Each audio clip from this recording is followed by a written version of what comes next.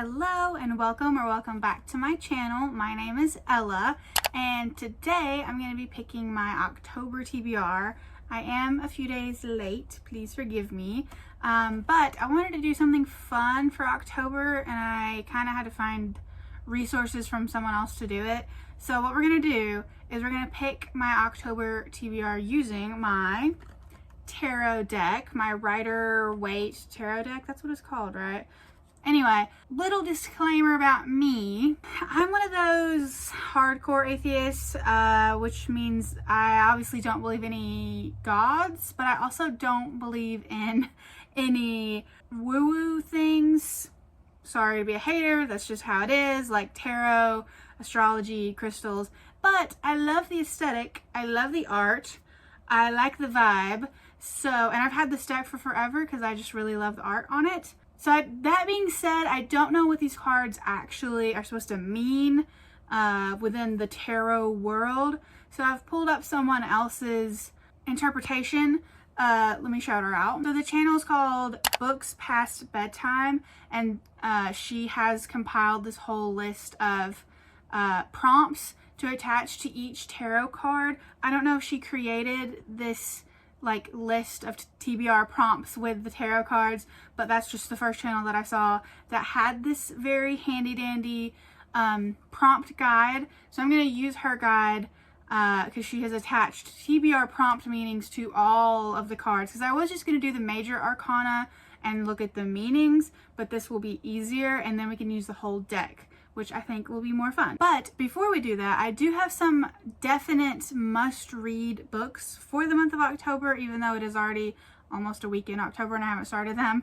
The first one, and this was on my TBR last month and I did not start or finish it, is Frankenstein by Mary Shelley. I'm currently reading Starling House. I'm doing a reading vlog about that, and as soon as I finish that book, I'm going to start Frankenstein, and I want to annotate it, so I'm going to have to be very diligent to get that done. But I am definitely going to read Frankenstein this month, I pinky promise. Next for my must reads is actually The Haunting by Natasha Preston. I know this seems kind of random, but this was like a Christmas gift or a birthday gift from my mom a year or two ago, and I had started to read it last year, like on Halloween, and it was too late. I am a person who likes the vibe of reading a book, like the book.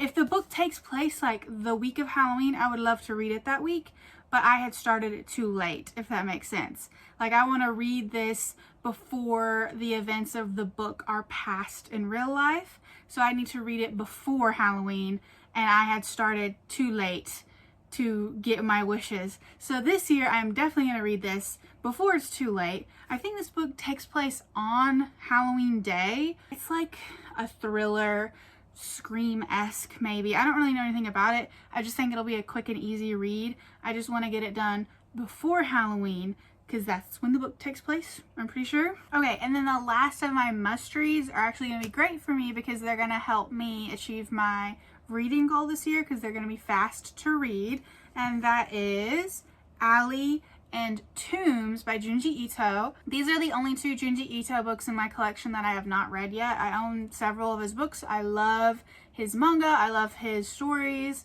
He is one of my favorite writers, artists. They're horror manga. I've talked about him a lot before. I really like to read these in October. Sometimes I'll get the craving throughout the year, but I've been saving these two to read in October.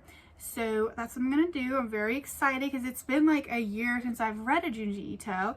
So super excited for that. Now that we've gotten all of my must-reads out of the way, we can go ahead and pick from my handy dandy tarot deck. I have already shuffled these and I have my guide of the TBR prompts pulled up. I will pop it up right now just so you can see what I'm looking at. And of course I will like link this person's channel in my description. But without further ado, I'm gonna maybe pick like 4 or 5 books again with the overly ambitious TBR, and we'll just see what we can read this month. So for pick number 1, I'm just gonna, I don't want to like show it to the camera because then I will see it. So I'm just gonna like fan it out to the side and pick a random one. Okay, we're fanning to the side. We're not looking. We're gonna pick a random one from the middle. What is this? Oh Lord, is this 10? I think this is 10 of swords. Let me count these swords, then we'll see what the prompt is. Okay, so 10 of swords is read a book featuring a betrayal. That is so hard to know before you read a book. I'll look at what I've got and see if I can find something like that. And I'm sorry you can't see the books that I'm choosing from. Normally you can in my TBR videos because they're on my TBR cart, but I wanted to be over here by my bookshelf for this video. So I'm going to look and see if I have any that I know feature a betrayal, and if I don't, I might have to pick a different card. Okay, I'm going to be really honest. I took a minute and I looked over all the books that I want to read, and there are none that I know off the top of my head or based on the description have a betrayal. So I'm just going to pick a different card. The tarot deck so far is not pleased with me, it seems. We are fanned out again, and I'm just gonna pick one random one. Ooh, what is this one? The World. Well, isn't that gorgeous? Let's see what prompt The World gives me. Okay, so The World is read a book featuring travel. This one seems more doable. I might have a few options. I'm gonna once again take a look and see what we can find. Okay, I need to revise my previous statement about the 10 of Swords. I said I couldn't find a book with betrayal in it. Wuthering Heights. Okay, let me explain myself. I have been very intentional in trying to avoid all spoilers about this book because based on the small amount I do know, I think that I will really like it.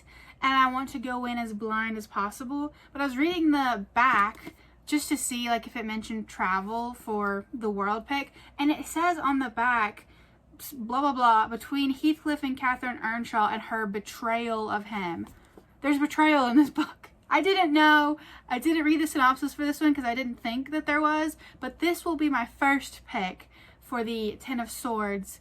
And apparently the tarot was actually helping me out because I've been wanting to read this so bad. I just needed to fit it on a TBR. Because like I said, I think that I'll love it.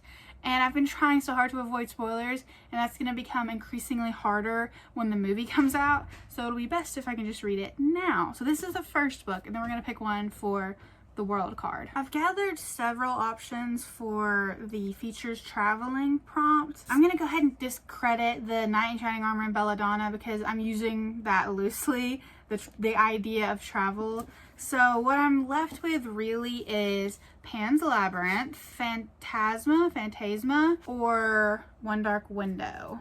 Now I know for sure about Pan's Labyrinth because I've seen the movie. So I know that there is travel in Pan's Labyrinth, and I do really want to read this. This is a beautiful cover. There's beautiful art inside. I don't think it would take me too long to read. The other two, I'm not 100% sure about how much travel there is. I'm gonna say probably not One Dark Window because I think like the traveling part of the book is probably just the beginning of the book where the character meets a mysterious highwayman on the forest road, but then it seems like it probably takes place in a kingdom after that point. So I'm just gonna go ahead and discredit this, even though I really want to read this. I'm hoping another prompt maybe will let me choose this one. And then I think Phantasma is the only other like potential real choice, but all of the travel seems to be localed in one cursed manor. So it's 9 floors of this manor, so vertically we're traveling quite a lot. But I think ultimately I'm gonna pick Pan's Labyrinth because like I said, I think it's going to be a quick read and it's got beautiful art. I really like the movie and I just want to read it and just enjoy this like artistic moment. And yeah, so Pan's Labyrinth is the pick for the World card. Let's pick another one. There's a few that I'm really hoping to get to. I'd like to read a romance if possible, but we shall see. 5 of Cups. Let's see what 5 of Cups is. 5 of Cups is read a book with a breakup. Okay, I said I wanted to read a romance, but I don't even know if I have any books like that because I am not a fan of that trope, like second chance. I'll look. I'll look diligently this time, but I don't think I have a book with a breakup in it that I would know about. But let me check. Okay, I think we're gonna have to pick another card. The only option I have, and I do want to read this, but I feel like this is kind of cheating, is An Enchanting Case of Spirits. Technically, this is what the synopsis says. Alyssa Mann isn't adventurous, not since her husband died. That's kind of like the ultimate breakup. I don't think that counts though. So I'm not going to pick anything. I'm going to pick another card. I am going to try and get this on the TBR though. But I feel like that's kind of cheating because I don't think I have any books with breakups. And that's not really a breakup. You could say it's the ultimate breakup, but I will pick a different card. Hopefully I get one that I can actually work with. Strength. Okay. That's promising. Let's see what our choices are. Okay, strength is read a book featuring a powerful main character. That for sure opens up my options quite a bit. So let's have a looky-loo and find something that will match. Okay, so it again is coming down to One Dark Window and Phantasma.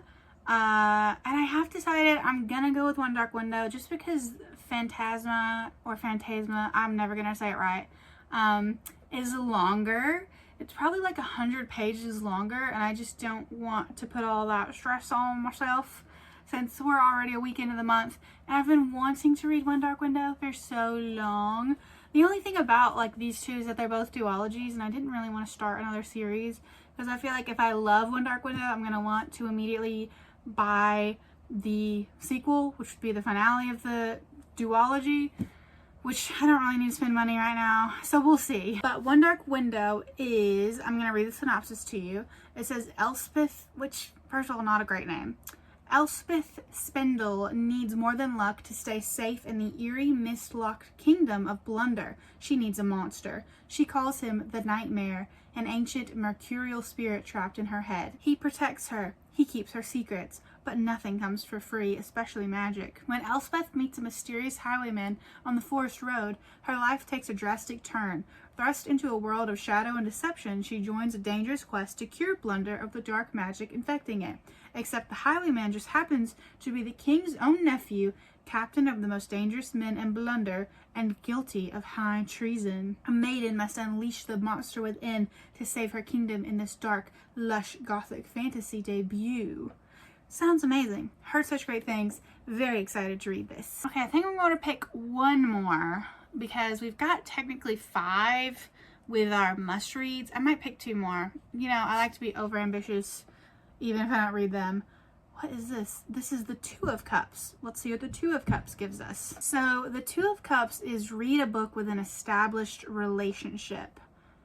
That's very interesting. I will look and see what our possibilities are. Okay, so for read a book with an established relationship, this immediately came to mind. This might honestly be the only option I had anyway, but I do really want to read this, and that is Mother Thing by Ainsley Hogarth. So the established relationship in Mother Thing is between Ralph and Abby, who are married. They end up moving in with Ralph's mother, Laura. Abby is really hoping to have a strong connection with her mother-in-law because she'd never had a mother figure, but Laura is, I guess, a psycho evil bitch, and that doesn't happen. Laura takes her own life. Not a spoiler, it's in the synopsis. And then her ghost starts to haunt Abby and Ralph in very different ways. Abby tries to maybe come up with a solution to break this hold that Laura has over her family, and it has something to do with an elderly resident that Laura cares for as a nurse, I suppose. So I've heard really good things about this. I'm really excited to read it, and I think this is going to be my final pick for the month. With that being said, I am going to just go ahead and say bye to you. I'm running out of storage. I can't do a wrap up. I'm so sorry. But I think we have 5 or 6 books picked, and I will definitely do some reading vlogs throughout the month and a reading wrap up of what I managed to read from this TBR. And I hope that you have a good reading month and a good October and get to do a lot of fun, spooky fall activities. Don't forget to like, comment, and subscribe, and I will see you in the next video. Bye!